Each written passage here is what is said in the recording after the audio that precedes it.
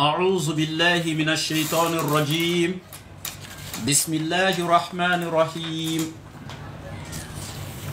ثم الصلاة والسلام على رسول الله وعلى آله وأصحابه ومن تبعهم بإحسان إلى يوم يقوم الناس لرب العالمين ربي اشرح لي صدري ويسر لي أمري واحلل عقدة من لساني يفقه قولي الذين قال لهم الناس إن الناس قد جمعوا لكم فاخشوهم فزادهم إيمان وقالوا حسبنا الله ونعم الوكيل ربي اشرح لي صدري ويسر لي أمري واحلل عقدة من لساني يفقه قولي. Alhamdulillah, nous remercions Allah, le maître du temps et des circonstances qui transcendent le temps et l'espace. Allah qui est hors du temps, l'intemporel-spatial, la première cause qui cause les causes sans être causée, l'incausé. Celui par qui et pour qui tout existe. Al-Hayyu, le vivant. Al-Qayyum, celui qui subsiste par lui-même. As-Samadou, toutes les créatures ont besoin de lui, lui n'a besoin de personne. Wallahu man fis samawati wal ard, à lui appartient tout ce qui est dans les cieux et sur la terre. Wama bainahuma, et tout ce qui est entre les deux. Nous l'implorons dans sa miséricorde infinie afin que sa bénédiction, sa paix et sa miséricorde puissent couvrir la meilleure des créatures, le prophète Mohammed alayhi salatu wassalam. Je vous lance ici la salutation des habitants du paradis, celle qu'Allah a établie sur la terre, par laquelle les croyants doivent se saluer, mes frères et sœurs en islam, qui est Assalamu alaikum wa rahmatullahi wa barakatuh. Je vous salue tous mes frères et sœurs en Adam. Bonsoir à vous, bonjour, je ne sais pas, bon après-midi, selon vos différentes positions géographiques, Inch'Allah. Ce soir, Inch'Allah, nous allons donc commencer une série de tafsir du Coran. Et voilà, je me suis dit comme ça, ben, pourquoi ne pas souvent faire des lives et puis faire le tafsir du Coran pour non seulement aider les musulmans à comprendre donc le livre d'Allah, qui est leur livre, qui est leur manuel d'utilisation, parce que pour mieux donc respecter la prescription d'un médecin, il faut donc faire recours à la posologie prescrite. Et c'est ça, le Coran, c'est notre posologie. Si nous voulons mener une bonne vie, une belle vie, une vie d'harmonie avec donc notre Créateur, donc nous devrions donc recourir, faire recours donc à notre manuel d'utilisation. Nous devons connaître son contenu parce que le Coran, donc c'est un code de loi, un code de vie et un code de conduite. Et donc dans ce sens-là, l'islam étant notre religion commune à tous nous musulmans, l'islam également, c'est dans le Coran. Et c'est à travers un processus d'information, de formation et d'éducation que nous parviendrons donc à comprendre de la meilleure des façons donc notre religion, enseignée donc par Allah subhanahu wa ta'ala à travers ses messagers, Inch'Allah. Donc c'est très important, c'est que nous allons débuter. Beaucoup aiment quand c'est les débats, Jésus est Dieu, Jésus n'est pas Dieu, mais il faudrait savoir que ce débat de Jésus est Dieu, Jésus n'est pas Dieu, mon frère, ma soeur, ça ne te regarde pas. Parce que déjà toi de base, tu n'es pas chrétien. Mais ce qui te regarde, c'est ce sur quoi tu seras jugé le jour de Yawm al-Qiyamah. Est-ce que tu as étudié la parole d'Allah pour mieux pratiquer ta religion? Aujourd'hui, nous sommes dans un monde où nous adaptons la loi d'Allah à notre mode de vie. Ce qui est gravissime. C'est notre mode de vie qui doit être adapté à la loi d'Allah. Et non la loi d'Allah adaptée à notre mode de vie. C'est pourquoi il y a un thème un jour que j'avais développé sur: doit-on moderniser l'islam ou islamiser la modernisation? C'était un thème que j'avais développé pour ceux qui avaient suivi. Il y avait tellement d'enseignements dedans. Et j'avais conclu en disant ceci: que ce soit nous, que ce soit notre société, etc., nous devons tous nous adapter à la loi d'Allah et non adapter la loi d'Allah donc à notre mode de vie ou à notre société, etc. Alhamdulillah, on va commencer donc avec la sourate Baqarah, la sourate 2, Inch'Allah, et continuer comme ça, donc graduellement, tout doucement, jusqu'à la sourate Nas. Je ne sais pas, ça prendra combien d'années. On fera doucement comme ça, Inch'Allah. A'udhu billahi minash shaitanir rajim. Je cherche protection auprès d'Allah contre la tentation donc du diable banni. Allah, le magnanime, le doux, le clément, le grand pardonneur, le miséricordieux, nous implorons donc sa miséricorde infinie, sa grâce, et nous confions à lui, nous cherchons protection auprès de lui contre la tentation donc du diable banni, qui est le shaitan, celui-là même qui a désobéi à Allah en refusant de se prosterner devant la première des créatures, c'est Adam alayhi salam, qui est le père de l'humanité, donc notre père par ricochet. Et ici, j'aimerais interpeller la conscience de mes frères et sœurs en islam sur un petit point concernant Adam alayhi salam et l'histoire du shaitan. Vous voyez, l'histoire du shaitan, c'est quelque chose dans les tafsirs passés que je vais vous expliquer ici, donc je ne vais pas reprendre à zéro, mais qui était donc du nombre des djinns et qui a tellement adoré Allah, qui s'était tellement soumis donc à la volonté d'Allah, à tel enseigne que Allah lui a donné l'apparence ou la forme d'un ange. N'empêche que de nature, il restait un djinn. Donc Allah, il a tellement obéi, tellement adoré qu'Allah lui a donné l'allure, l'apparence, la forme angélique. Et Allah l'a élevé jusqu'au 7e ciel. Il est monté d'échelon en échelon. Donc premier, deuxième, troisième, quatrième. Je ne vais pas reprendre toute l'histoire que j'avais déjà contée depuis. Jusqu'au 7e ciel, où il était comme... En fait, c'est pour que vous puissiez comprendre tout simplement, comme le premier ministre en fait. Si Allah doit être considéré comme le président. Il était au-dessus des anges, Allah lui a donné tout. Et vous savez pourquoi Allah lui a donné tout? Parce que lui, il avait ce qu'on appelle le discernement. Et il pouvait choisir entre le bien et le mal. Parce que sa communauté, qui étaient les autres djinns qui vivaient avec lui sur la terre, eux, ils avaient opté pour le mal. Et Allah envoyait les anges pour les châtier sur la terre. Et c'est lui qu'ils ont trouvé pieux. Et Allah a demandé à ce qu'ils montent avec lui. Selon les sources islamiques, etc. Et donc lui, Allah a aimé son adoration, qui est l'adoration des anges, parce que les anges, ils ont été créés pour que vous puissiez comprendre tout simplement comme des robots en fait. En fait, Allah les a programmés, déposés. Eux, ils ne connaissent pas la désobéissance. D'abord, ils sont ni hommes, ni femmes, et ne mangent pas, ils ne boivent pas. Donc Allah, il les a créés comme ça.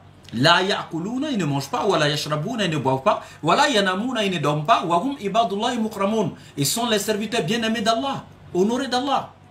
Makhluqatun min nur, ils ont été créés de la lumière. Donc eux, ils sont là comme ça. La ya'suna Allah ma amarahum, ils ne désobéissent à Allah en quoi que ce soit. Wa yaf'aluna ma yu'marun, ils ne font que ce que Allah les a donc ordonné de faire. Mais quant aux djinns, eux, ils avaient la possibilité de désobéir comme de ne pas désobéir. De celui qui a la possibilité de désobéir et qui, par crainte de son Seigneur, ne désobéit pas, Allah aime son adoration, que l'adoration de celui-même qui a été créé rien que pour l'obéissance et qui ne peut en aucun cas désobéir. Parce que lui, il est réglementé comme ça, déposé. C'est pourquoi même nous, les êtres humains, Allah aime notre prière. Quand nous faisons, regardez, un ange, Sayyidina Jibril alayhi salam dans l'histoire, a déjà fait 2 rakats en 40 ans. Une rakat 20 ans, une rakat 20 ans, 2 rakats en 40 ans. Et après ça, Allah lui dit ceci, la communauté du prophète Mohammed alayhi salam, une seule rakat ou 2 rakats de l'un d'entre eux en un laps de temps, ça dit que même en 5-10 minutes seulement, moi Allah j'aime ça que toi tes 2 rakats de 40 ans. Subhanallah. Vous voyez? Donc alhamdulillah, c'est dans ce sens-là, Shaitan a été aimé par Allah, l'a aimé, etc. Parce qu'Allah a créé les anges avec ce qu'on appelle la raison. Eux, ils n'ont pas de désir, comme je vous l'ai dit de suite. Et quant aux animaux, Allah les a créés avec les désirs et sans la raison. Donc les anges, eux, ils ont eu la raison sans les désirs. Mais quand autour des animaux, eux, ils ont les désirs sans la raison. Maintenant, les 2 autres créatures intermédiaires qui sont les êtres humains et les djinns, Allah leur donne une partie des anges qui est la raison, une partie des animaux qui sont quoi? Les désirs. Donc nous avons les deux maintenant, nous, êtres humains et djinns, nous avons la raison et les désirs. Et quand ta raison prend le dessus sur tes désirs, automatiquement, l'être humain, tu deviens semblable à un ange. Tu vois que tu es vénéré, tu es aimé, tu es honoré, tu vois. Les gens parlent du bien de toi, etc. Voilà. Mais quand le désir ou les désirs prennent le dessus sur la raison, tu deviens semblable également donc à un animal. Détesté de tous, etc. et autres. Donc, Allah facilite. Donc, en ce qui concerne cela, le shaitan, Allah, il va créer maintenant Adam alayhi salam. Et il va demander à tous les anges de se prosterner. Wa iz qala rabbuka lil malaikatu isjudu li Adam. Il va demander aux anges de se prosterner tous devant Adam. Fasajada al malaikatu kulluhum ajma'in. Et tous les anges vont exécuter donc l'ordre d'Allah en se prosternant tous devant Adam. Illa sauf Iblis, excepté Iblis. Abba, il a refusé. Wastakbara, il s'est enflé d'orgueil. Wakana minal kaifirin, et il a été du nombre des mécréants. Donc c'est ainsi que vous devez savoir ici que le shaitan n'est pas celui de qui dérive la mécréance. Hein? C'est pas lui qui est le premier mécréant. Il n'est pas celui de qui dérive la mécréance comme certains le pensent. C'est pourquoi Allah dit Wakana minal kafirin. Il a été du nombre des mécréants. Il a été du nombre. Donc il y a eu des mécréants. Lui, il a été du nombre des mécréants. Bien. Et donc, et quand il refuse de se prosterner devant Adam, mon frère, juste pour réveiller un peu ta conscience, juste pour te donner une petite réflexion en fait, cette nuit, quand Shaitan refuse de se prosterner devant Adam, en fait, il refuse de se prosterner en général devant l'être humain. Parce que quand quelqu'un refuse d'honorer ton père, c'est qu'il refuse d'honorer sa descendance. Donc c'est devant nous que Shaitan a refusé de se prosterner. Mais prenons le cas de notre père seul. En tant qu'un enfant béni, un enfant respectueux, quelqu'un, tu viens trouver, qui a rabaissé ton père, qui a refusé d'accorder à ton père le respect qui lui est dû, qui manque de respect à ton père, toi, est-ce que tu le prendras pour ami, toi? Dites-moi dans les commentaires. Quelqu'un qui a manqué de respect à ton père, qui a rabaissé ton père, qui a diminué ton père, vas-tu le prendre pour ami? Non. Allah Akbar. Mais regardez aujourd'hui.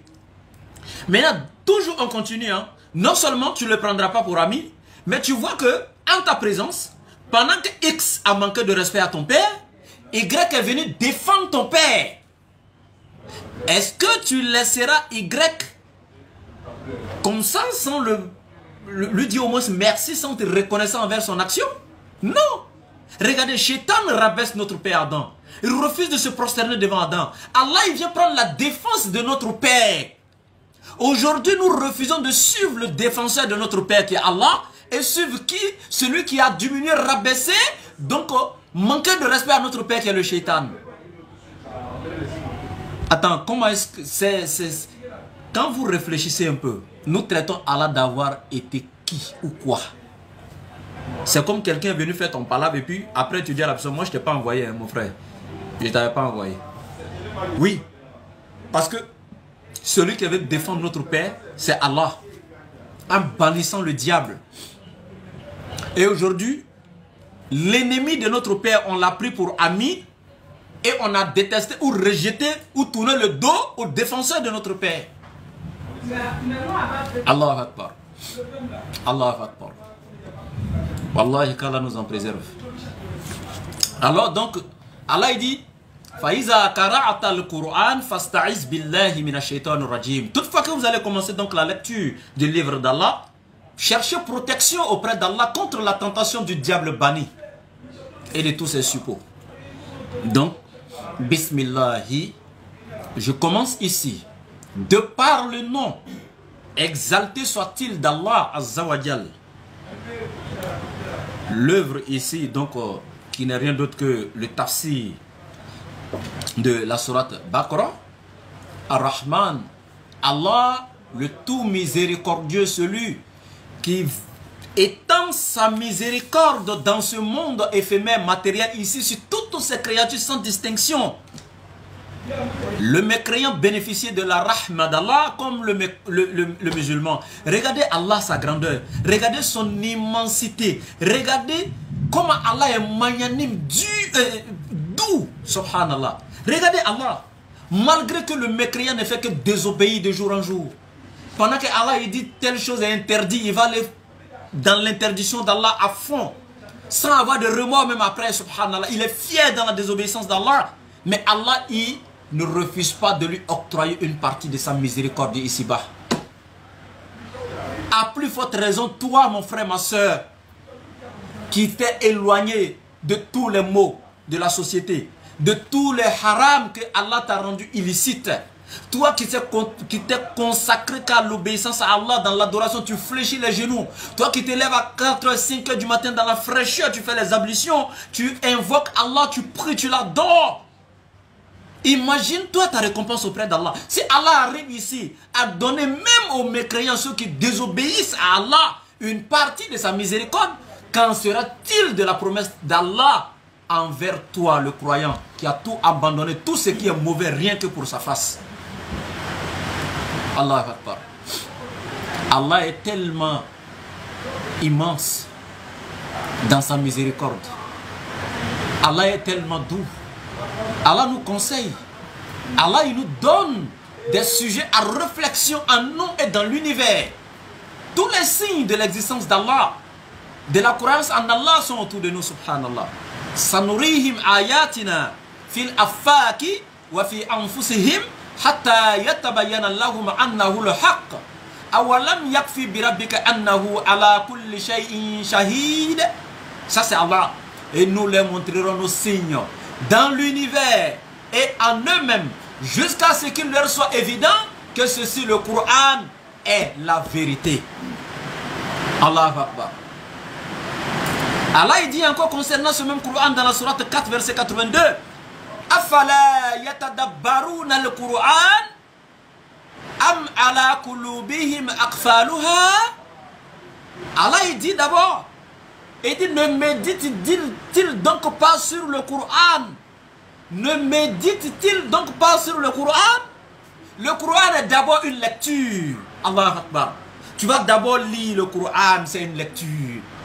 Après ça, le Coran, c'est un rappel. Le Coran est aussi quoi d'autre encore après le rappel? Un sujet à méditation. Allah Akbar. Oui, tout ça c'est dans le Coran. Tu peux apprendre le Coran, savoir le lire, savoir manier ces versets sur la langue. Tu peux même connaître le sens même des versets.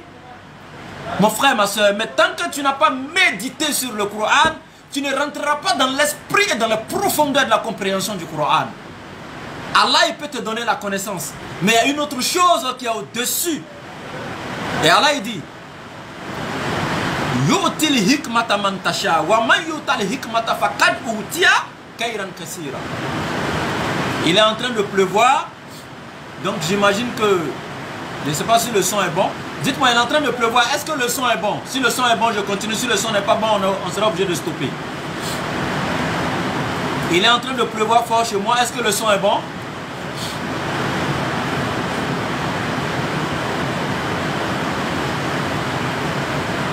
D'accord, alhamdoulilah. Le son est bon.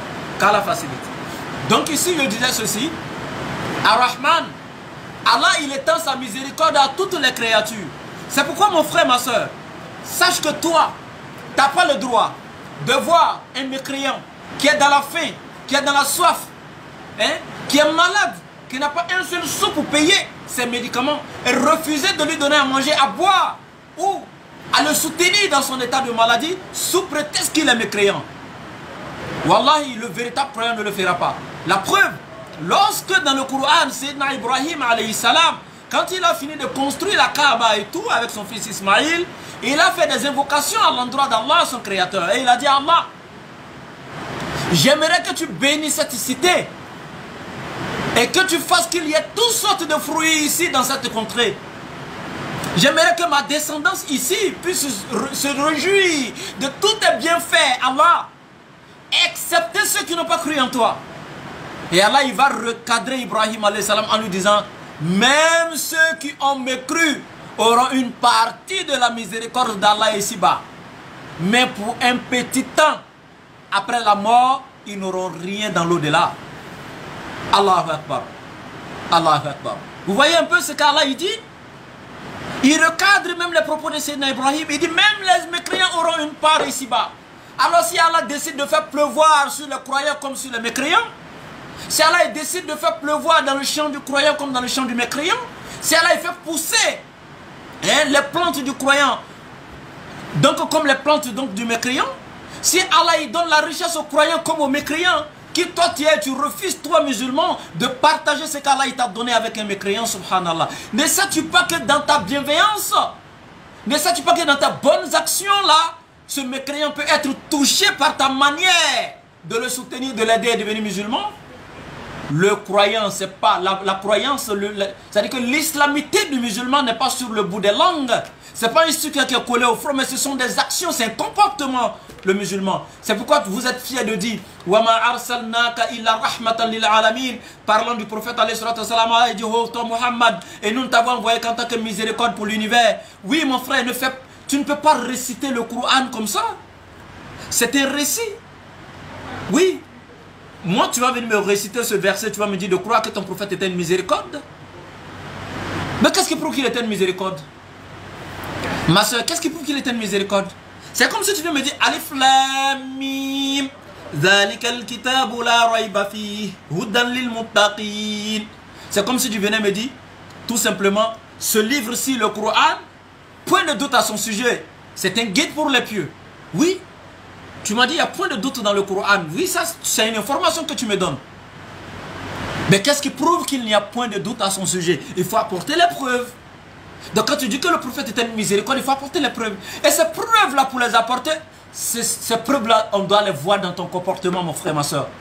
Oui, quand toi tu dis que le prophète alayhi salam était une miséricorde, tu informes ton frère ou ta soeur en Adam, même s'il est non musulman, tu lui donnes l'information que le prophète alayhi salam était une miséricorde. Quand tu lui donnes cette information, c'est dans ton objectif, c'est de faire quoi? C'est de lui dire de ressembler au prophète, non? Et toi-même qui lui donnes cette information, toi tu ne ressembles même pas d'abord au prophète. Tu ne partages même pas avec lui.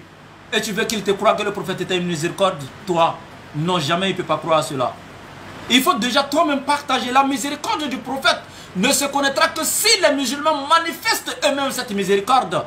Afin que lorsque les gens nous demanderont pourquoi êtes-vous si miséricordieux entre vous, nous dirons que c'est une miséricorde que nous avons copiée sur notre prophète alayhi salam, conformément à la sourate 33 verset 21. Laqad kana lakum fi rasulillahi uswatun hasana liman kana yarjullaha wal yawmal akhir wa zakarallahu kaseera. Dans le messager d'Allah, vous avez un excellent modèle à suivre pour quiconque croit à Allah et au jour dernier. Donc c'est un excellent modèle. Le prophète nous a été donné comme un miroir dans lequel nous devons nous mirer. Donc Allah dit nous devons copier sur lui, c'est notre excellent modèle. Donc s'il a une miséricorde, nous devons être miséricordieux entre nous. Si Allah, comme je l'ai dit, n'a pas manqué de donner la santé aux mécréants comme il a donné la santé aux musulmans, sur la terre ici dans cette vie de dunya, qui toi tu es toi musulman, tu refuses de donner à manger à un koufar sur la terre ici sous prétexte qu'il est mécréant.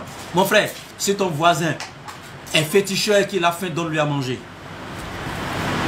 Si ton voisin est chrétien, qu'il a son fils hospitalisé, qu'il a besoin d'aide, aide-le. Et c'est ce qu'Allah te demande, d'être miséricordieux.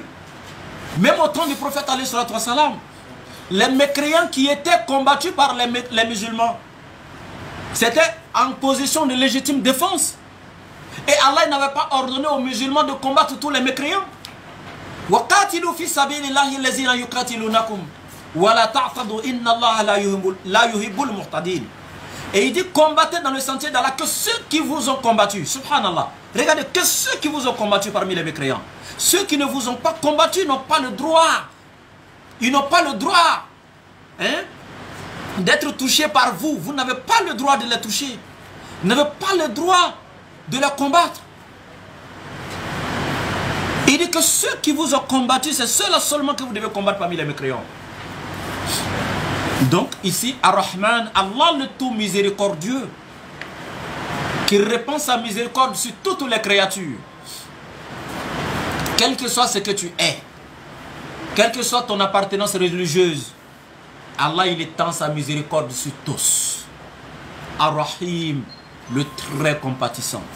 Et cette miséricorde de Rahim, Allah il ne la donne pas à n'importe qui. Ça c'est celle qu'il a réservée maintenant pour les véritables croyants. Les soumis, ceux qui ont obéi à Allah dans ce monde ici-bas, qui se sont soumis, qui ont fléchi les genoux rien que pour la cause d'Allah, c'est à ceux-là qu'Allah a réservé le Rahim, qui n'est rien d'autre que la miséricorde donc du paradis.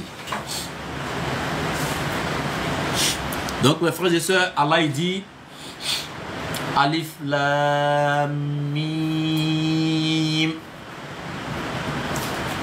Il dit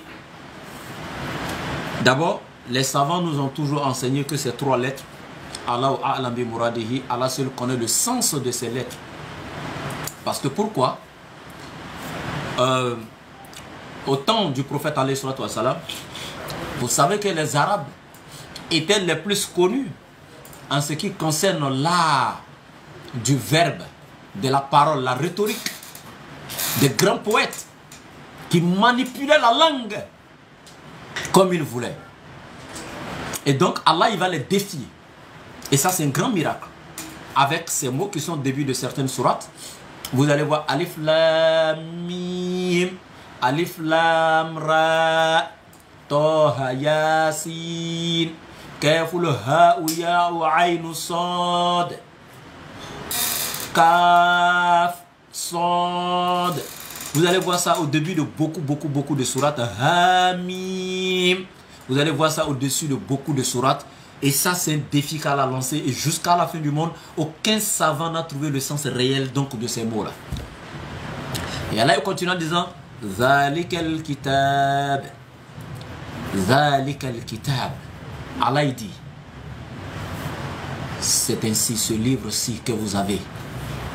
Ce livre que vous avez, que vous appelez Coran, lecture ou récitation, dans lequel de mots vient Kera, l'étude, apprendre, lire, Ikra. El Kitab, il est appelé ici Kitab, livre. Dans d'autres versions, il est appelé quoi? Furqan, le discernement. Allah dit ce livre que vous avez actuellement, la rayba fi, point de doute à son sujet.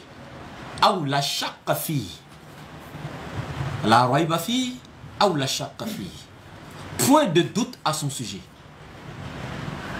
Le Coran il est clair, sans ambiguïté. Le Coran il est clair, sans contradiction. Le Coran il est clair. C'est le seul livre qui t'enseigne.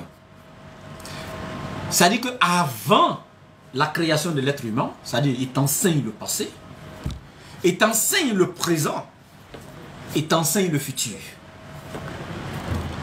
C'est le seul livre qui t'enseigne Allah, le créateur des cieux et la terre, dans son unicité, dans sa souveraineté, dans sa seigneurie et dans son adoration, de la forme la plus parfaite, la plus détaillée, la plus claire.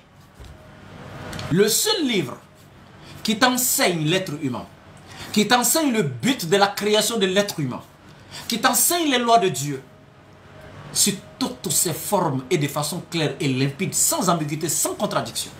Le seul livre qui t'enseigne l'au-delà, qui t'enseigne la vie tombale, la vie intermédiaire entre Dunya et l'au-delà, et même qui t'enseigne le jour de Yawm al-Qiyamah, comment est-ce que le jugement dernier se déroulera. C'est le seul livre au monde. Et quand je dis le seul, je pèse mes mots. Le seul, je dis, parce que ce que je dis, tu ne trouveras dans aucun autre livre. Le but de la création de l'être humain ne se trouve dans aucun livre sur la terre excepté le Coran. Surat 51, verset 56. Wa ma khalaqtul jinna wal insa illa liya'budun. Vous voyez? Le seul livre sur la terre. Ma uridu min riskin wa ma uridu an yut'imuni inna allaha huwa ar-razzaqu zul quwwatil matin. Dans le livre, le Coran, et je pèse mes mots. Ça fait un. Deuxièmement, le seul livre sur la terre qui enseigne la vie après la mort. La vie tombale. Qu'est-ce qui se passe? Qu'est-ce qui nous attend après la mort? Le seul livre sur la terre, c'est le Coran. Troisièmement, le déroulé même du jour de Yawm al-Qiyamah. Comment est-ce que le jugement se passera? Le seul livre, combien de temps prendra le jugement dernier? Le seul livre sur la terre qui vous donne ces détails de la plus parfaite des manières. Quatrièmement, le seul livre à la surface de la terre qui vous enseigne et qui vous décrit l'enfer. Hein? Je dis bien qui vous enseigne et qui vous décrit l'enfer sous toutes ses formes. Comme par exemple, Laha sab'atu abwab likulli babin juz'un maqsum. C'est le Coran qui vous détaille l'enfer, qui est doté de 7 grandes portes. Et chacune des portes, quand tu l'ouvres, tu as encore 77 ou 70 000 portes dedans. Et dans les 70 000 portes, tu ouvres encore chacune des portes, tu trouves encore autres 70 000 portes. Mais il y a encore les 7 grandes portes qui sont là, mais dans chacune des portes, Juz'un Maqsumun. Ça, c'est le Coran. Et qui va t'enseigner les différents types d'enfer. Il va te parler de Sakhara, il va te parler de Hutama, etc., etc., Jahannam, etc. Et pour votre gouverne, vous qui souvent quand vous parlez un peu de l'enfer, vous dites non, l'enfer là, on appelle ça Jahannama, et le Jahannama là, il est dangereux. Sachez que le mot Jahannam, c'est le plus petit de tous les enfers, le plus petit châtiment de tous les enfers. C'est lui qui est nommé Jahannam. Allez-y auprès des savants, demandez-leur de vous décrire ce qu'on appelle le Hutama. Le Hawiya, c'est quoi? Allez-y auprès des savants, demandez-les les autres enfers qu'on vous décrive. Subhanallah. Qu'Allah nous en préserve. Alors, comme je le disais tantôt, le seul livre sur la terre également qui nous décrit le paradis, la vie éternelle, la récompense finale pour les croyants, dans la forme et dans le fond. Le seul livre qui nous décrit le paradis, comme dans la sourate Muhammad, sourate 47, à partir du verset 15. Le titre même, c'est Description du paradis. Et regardez comment Allah vous décrit le paradis. Allahu Akbar. Subhanallah. Ça, c'est le seul livre à la surface de la terre, le Coran. Et Allah dit, Zalik al-Kitab. Ce livre qui est là, la rayba fihi. Point de doute à son sujet. C'est le seul livre qui t'enseigne même l'étape de la création de l'être humain, l'embryologie, dans la sourate 23 la sourate des croyants. Détail par détail, depuis l'étape du sperme, aller dans le caillot de sang, aller dans l'adhérence, l'embryon, etc., jusqu'à la fin de ta formation, jusqu'à ta naissance, subhanallah. C'est le Coran, Allahu Akbar. Dans aucun autre livre sur la terre, tu verras cela. Alors soyez fiers d'être musulmans. Et vous devez, mes frères et sœurs, connaître ce livre. Vous devez l'apprendre, vous devez l'écouter. Vous savez ce que je suis en train de faire cette nuit? Le prophète nous dit, celui qui lit le Coran, pour chacune des lettres alphabétiques, quand il dit alif, cela lui vaut 10 mérites, 10 bonnes actions. Alif, 10 bonnes actions. Lam, 10 bonnes actions. Mim, 10 bonnes actions. Alif, lam, mim, ça te fait 30 bonnes actions. Allahu Akbar. Et cela est pour celui qui lit et pour celui qui écoute également. Vous avez intérêt à écouter. Et les savants vont aller jusqu'à te dire, non seulement cela t'inscrit 10 bonnes actions, mais cela t'efface aussi 10 mauvaises actions. Allahu Akbar. Et sachez que Allah, quand il efface les mauvaises actions du croyant, il ne les efface pas en les jetant. Mais quand il les efface, il les convertit en bonnes actions encore pour le croyant. Allahu Akbar. Et qu'est-ce que vous voulez encore? Juste celui qui lit comme moi, ceux qui écoutent comme vous. Et Allah dit dans la sourate 7, à partir du verset 204, il dit, Faïza kara'ata al-Qur'an, fastami'u lahu wa ansitu la'allakum turhamun. Allah il dit, et lorsque Waïza quri'a al-Qur'an, lorsque le Qur'an est récité, lorsqu'il est enseigné, lorsqu'il est lu, fastami'u lahu, écoutez avec attention, avec assiduité, avec concentration. Wa ansitu, éloignez-vous de toute distraction. Restez concentré et ferme dans son écoute, dans l'écoute du Coran. Et Allah il dit quoi? La'allakum turhamun, afin que Allah vous fasse miséricorde. Tu ne peux pas t'asseoir quelque part, écouter le Coran et te lever avec les péchés. Tes péchés entièrement repartis. Wallah, c'est qu'Allah n'est pas miséricordieux. C'est-à-dire que si tu viens avec 200 péchés et que tu viens t'asseoir pour écouter le Coran, tu ne peux pas te lever avec les mêmes 200 péchés. C'est impossible. Soit c'est tous tes péchés qui sont pardonnés, soit tu te lèves avec moins de 200 péchés. Mais Allah, il te pardonnera tes péchés. Allahu Akbar. Allah, il dit, Faïza Quri al-Qur'an, fastami'u lahu. Ou Faïza Qara'at al-Qur'an. Lorsque le Coran est lu, fastami'u lahu, écoutez. Wa ansitu. La'allakum turhamoun. Allah vous fera miséricorde, turhamoun. Mais qu'est-ce que vous voulez? Tu ne sais même pas si la salat que tu viens de faire, si Allah a accepté ou pas. Tu ne sais même pas si tes jeûnes que tu as fait, si Allah a accepté ou pas. Mais regarde, Allah te dit juste écouter le Coran avec concentration, avec attention. Loin de toute distraction. Allah il te dit, Allah il vous pardonne, subhanallah. Il vous fait miséricorde, il vous agrée, subhanallah. Et ça c'est le Coran. Allah dit la raiba fihi. Point de doute à son sujet. Et là, je vous ai dit, ce n'est pas juste à titre d'information que nous devons dire aux gens qu'il n'y a pas de doute au sujet du Coran. Mais il faut prouver qu'il n'y a pas de doute. Et la première preuve que je donne à tous pour montrer qu'il n'y a pas de doute au sujet du Coran, c'est que c'est le seul livre également à la surface de la terre qu'il ne contient aucune contradiction ni aucune incongruité. Subhanallah. Et la sourate 482 continue en nous disant ceci.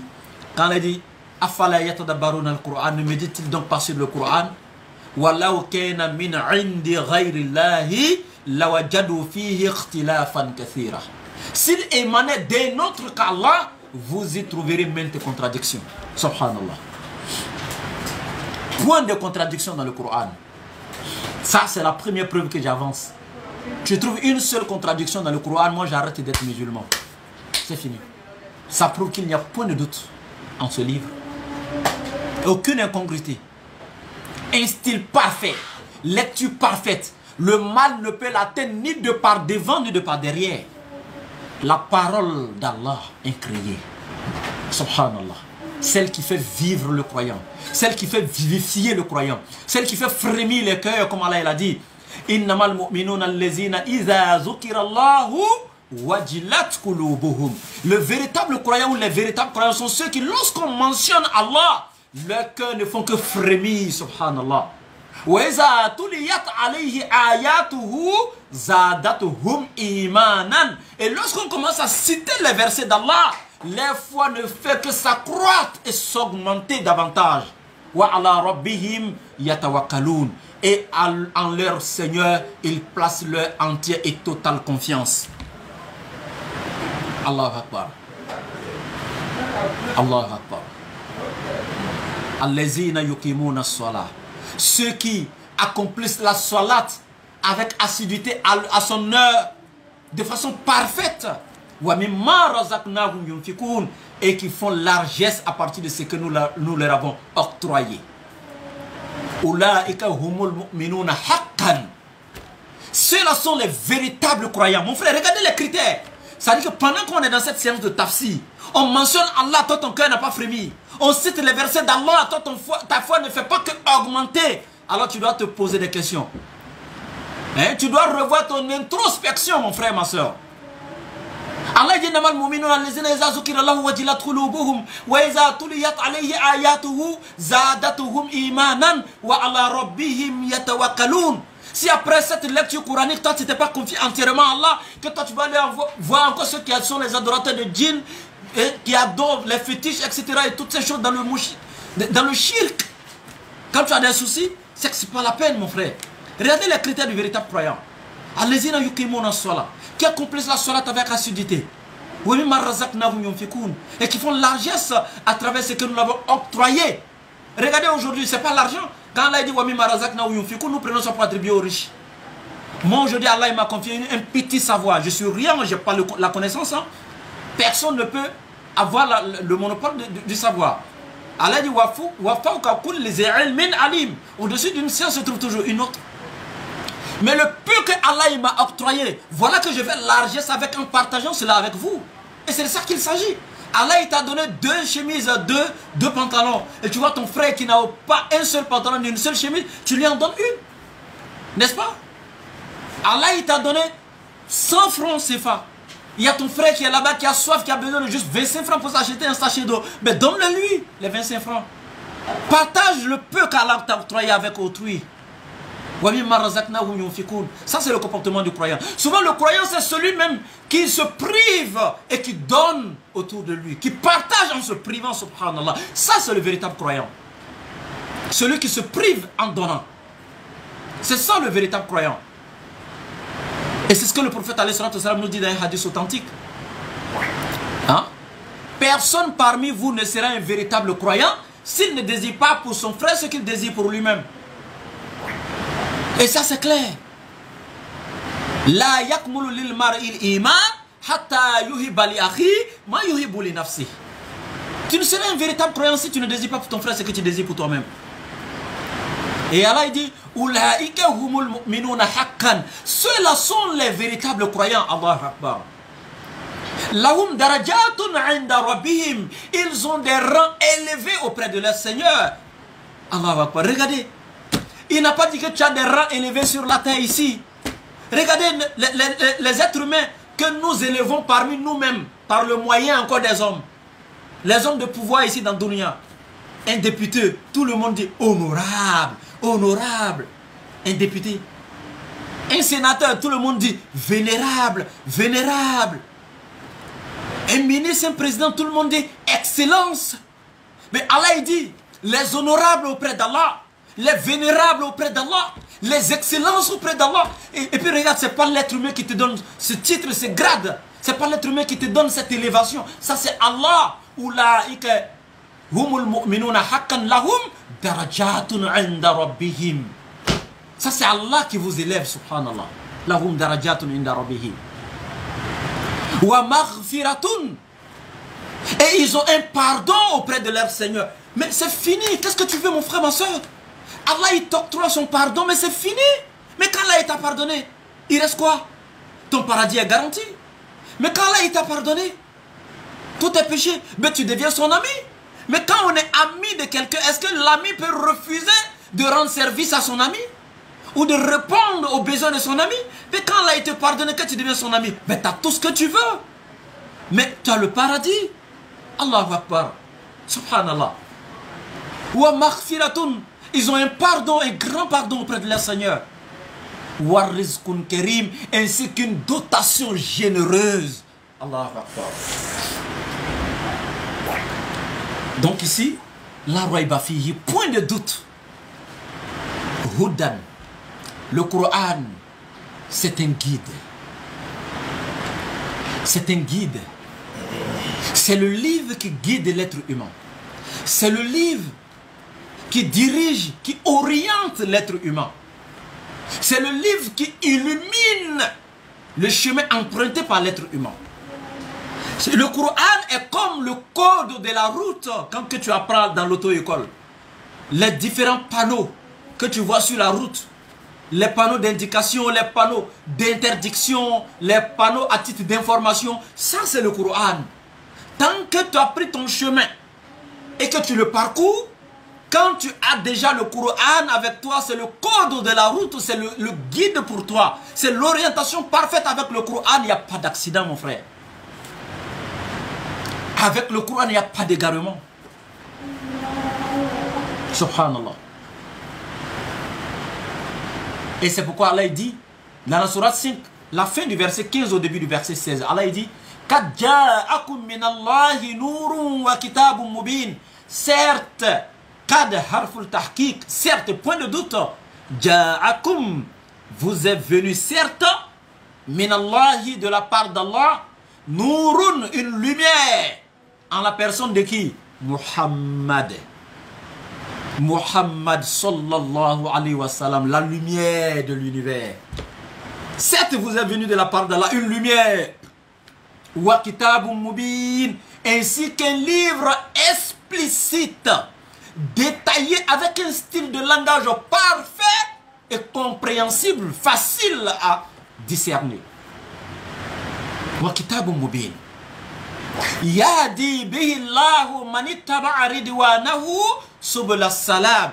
Et par ce Coran, Allah guide ceux qui cherchent son agrément sur le chemin de la paix.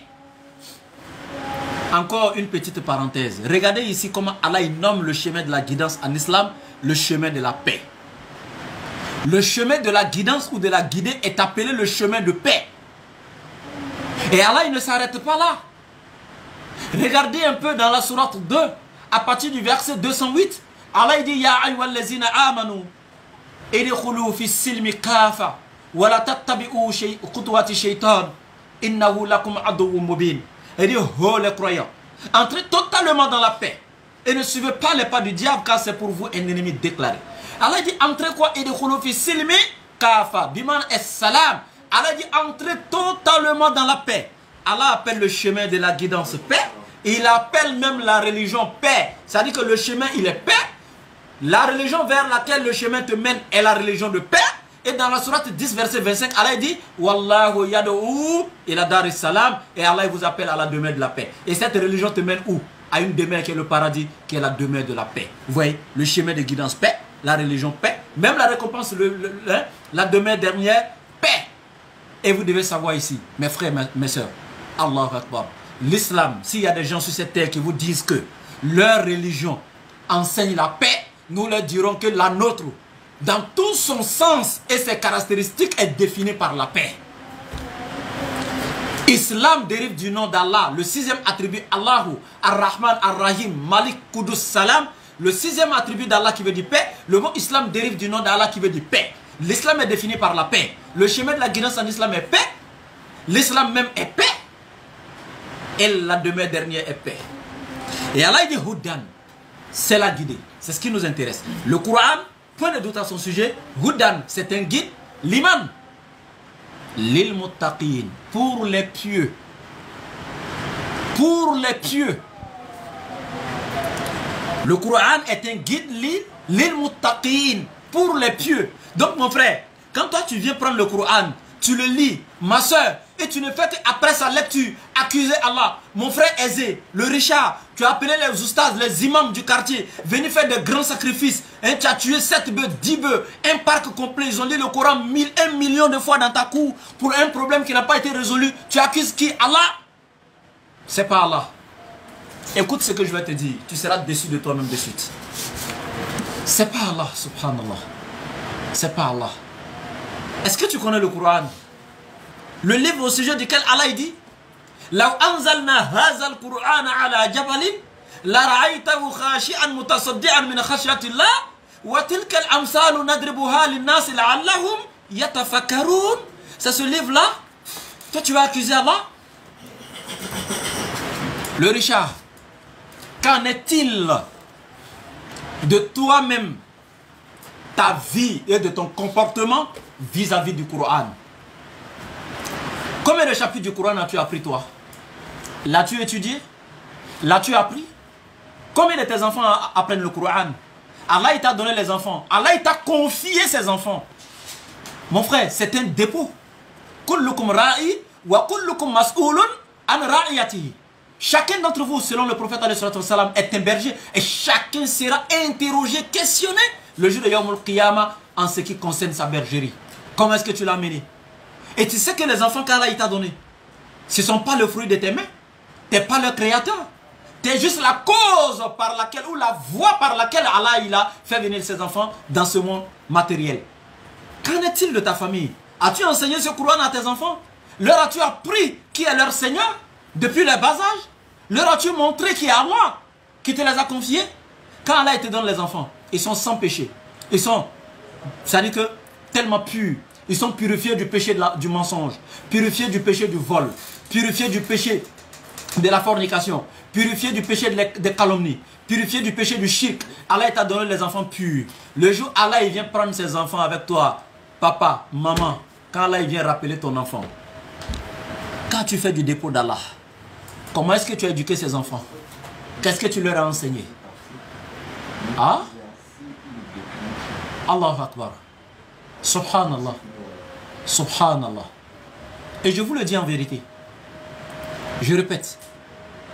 Quand toi, tu n'as rien à voir avec le Coran, toi tu ne l'étudies pas, tu ne le lis pas, tes enfants, tu ne les... Si toi tu ne connais pas comment tu vas enseigner tes enfants, tu n'as même pas eu encore un moyen de trouver quelqu'un qui connaît pour enseigner, instruire tes enfants en ce qui concerne la parole d'Allah. C'est-à-dire que toi tu ne crées même pas d'amitié avec la parole d'Allah. Tu es détaché, tu es loin de ça, tu ne penses qu'à tes affaires, mais quand tu rentres à la maison, est-ce que les enfants ont mangé, est-ce qu'ils ont bu, est-ce qu'ils sont là à l'école, combien de moyens ils ont eu, etc., etc. Tu ne penses qu'à Dunya, tu te construis dans le monde matériel, tu construis tes enfants dans Dunya, mais tu t'en fous de la parole d'Allah. Et c'est quand toi tu as un problème, tu as appelé les imams pour lire ce Coran, et puis tu veux que tu aies ce que tu veux, toi, comme ça, facilement.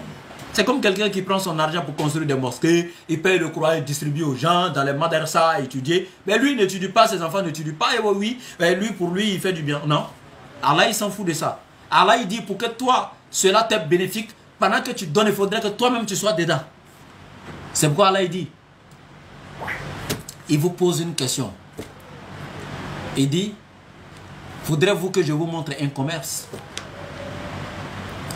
qui vous aidera et qui sera un voile qui vous éloignera ou qui vous épargnera du feu de l'enfer? Un commerce qui est quoi? Tu'minuna billahi wa rasulihi.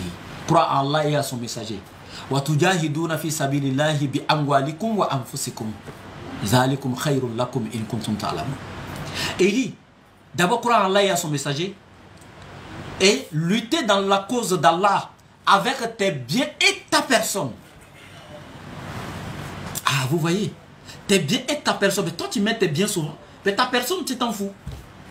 Et le jour, toi, tu viens invoquer Allah, tu veux qu'Allah te réponde. Et toi aussi, ma soeur, qui te plaît. Oui, Allah m'a abandonné.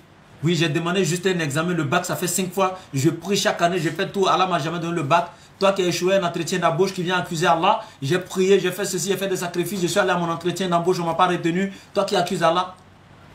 Tous les bienfaits qu'Allah t'a déjà octroyés dans cette vie-là. Combien de fois toi tu as fait des ablutions? Fléchis tes genoux pour dire merci à Allah. Déjà même depuis le ventre de ta mère. Hein? Allah il dit qu'il t'a placé dans un endroit fi kararim makin. Un endroit solide. Avec une protection absolue. Regardez quand la maman est enceinte. Et que le fœtus est encore à l'intérieur. Elle va te prendre des boissons chaudes comme du café. Chaud, elle va boire. L'enfant est dedans. Ça ne va rien lui faire. Regardez le degré de chaleur qu'il y a dans le ventre de l'être humain. Mais toi, tu ne vas pas cuire. La maman, quand elle est enceinte, elle mange même tout ce qui est épicé, très pimenté, surtout parce qu'elle a beaucoup de nausées. Mais Allah te protège de tout ça, ça ne te nuit pas. Subhanallah. Est-ce que tu vois un peu comment Allah t'a protégé dans le ventre de ta mère? Hein? Étant dans l'état liquide, quand tu n'étais même pas encore un bon caillot de sang. Ta mère avait au début de la grossesse des vomissements intenses, souvent même peut-être même des diarrhées ou d'autres choses. Mais tu n'es pas sorti, tu es resté. Allah t'a protégé. Et quand tu es né, Allah t'a nourri en faisant descendre du lait dans la poitrine de ta mère. Pendant qu'elle n'a pas travaillé pour mettre là-bas, ni toi-même d'ailleurs. Parce qu'Allah sait que tu ne pouvais pas manger la nourriture des adultes. Allah t'a nourri en ce moment. Pendant 2 ans, ta mère elle était avec du lait qu'Allah a fait descendre dans sa poitrine, gratuitement pour toi. Combien de fois, toi, aujourd'hui, quand tu es devenu adulte, tu as pris conscience de ça, tu as fait juste des ablutions, tu fléchis des genoux et dis merci à Allah. Quand est-ce que tu as fait ça? Combien de fois? Le même entretien d'embauche dont tu parles, avant de partir le faire aujourd'hui, as-tu oublié que hier tu étais au carrefour, qu'il y a une voiture qui t'a raté? Ou même tu as crié, tu as dit, oh Seigneur, merci pour ta grâce. Si Allah il t'avait laissé percuté par cette voiture-là, tu serais à un entretien d'embauche aujourd'hui? Pourquoi vous n'êtes pas reconnaissant envers les grâces d'Allah? Il y a des gens, pendant que toi tu dis, tu pleurniches, pendant que tu veux perdre ta foi juste parce qu'Allah il t'a refusé un petit bout de papier qui est un diplôme ou un entretien d'embauche. Il y a quelqu'un comme toi, tout simplement, là où on te disait, dès qu'on te disait que non, on ne te retient pas ici, là. En même temps, le médecin était en train de dire au sujet de quelqu'un comme toi, à ses parents, il ne vivra que 3 semaines. Avec l'état ou le niveau du cancer, il ne vivra que 2 jours, que 5 jours. Ces gens-là, qu'est-ce que toi tu en dis? Oui, toi, tu n'as pas eu le diplôme. Mais voici celui-là, ils sont en train de dire que lui va vivre que 3 jours. Il ne reste que 3 mois à vivre. Hein? Pourquoi vous ne pouvez pas être reconnaissant envers Allah? Est-ce que tu allais rendre visite aux malades à l'hôpital? Subhanallah. Il y a des gens qui sont dans le coma depuis des mois, depuis des années.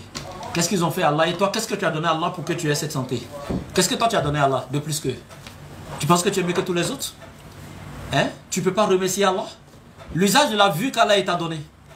Tu arrives à voir ton père, ta mère, les admirer, ton conjoint, ton époux, ton épouse, tes enfants. Oui, il y a quelqu'un qui est né dans l'obscurité depuis sa naissance jusqu'à aujourd'hui. Il entend parler autour de lui, il entend la voix de sa mère, de son père, de ses frères, de ses soeurs. Il faut vivre ça. Il ne les a jamais vus. Il ne peut même pas apprécier leur beauté ou tout ça. Est-ce que tu sais la grâce qu'Allah t'a faite? Tu parles, tu as l'usage de la parole, tu écoutes, tu entends. Subhanallah.